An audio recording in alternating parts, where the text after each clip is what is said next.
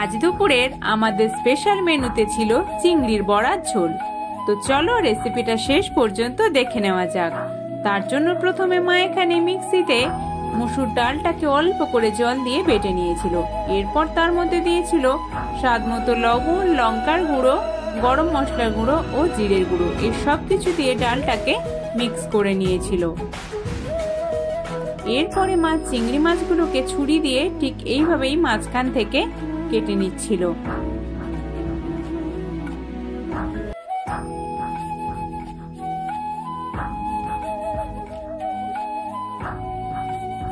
ওই চিংড়ি মাছগুলোকে নুন, হলুদ ও লঙ্কার গুঁড়ো খুব ভালো করে মাখিয়ে নিয়েছিল।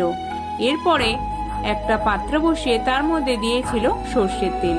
এরপর চিংড়ি মাছগুলোকে ওই ডালের ব্যাটারে চুবিয়ে খুব ভালো করে এগুলোকে ফ্রাই করে নিতে হবে।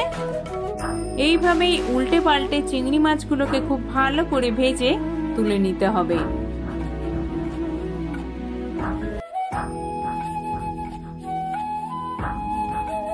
এরপর কড়াইতে সর্ষের তেল দিয়ে তার মধ্যে ফোড়নে দিয়েছিল 5 ফোড়ন, দিয়েছিল পেঁয়াজ কুচি, গোটা কয়েকটা রসুন, আদা কোড়া, কাঁচা লঙ্কা চেরা, টমেটো।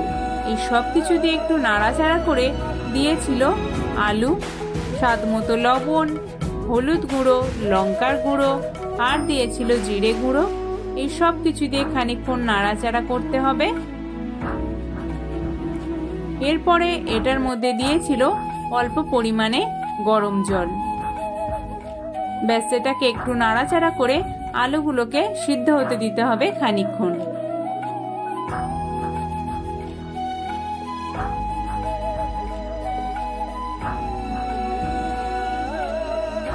আলুগুলো সিদ্ধ হয়ে এলেই আগে থেকে ভেজে রাখা চিংড়ি মাছের বড়াগুলো দিয়ে দিতে হবে। আবারও খানিকক্ষণ ফুটে এলেই উপর থেকে গরম মশলা ছড়িয়ে দিলেই আমাদের চিংড়ির বড়ার ঝোলের রেসিপি কিন্তু একদম তৈরি। তো এবার মা এগুলোকে সার্ভ করে দিচ্ছিল। কেমন লাগলো বন্ধুরা রেসিপিটা অবশ্যই কিন্তু তোমরা কমেন্ট করে জানিও। আর ভালো লাগলে তোমরাও বাড়িতে ট্রাই করে দেখো। আর আমাদের চ্যানেলে নতুন নতুন ভিডিও দেখতে আমাদের চ্যানেলটিকে সাবস্ক্রাইব করে আমাদের পাশে থেকো। আর এই রান্নাটি ভালো লাগলে লাইক করতে ভুলো না কিন্তু।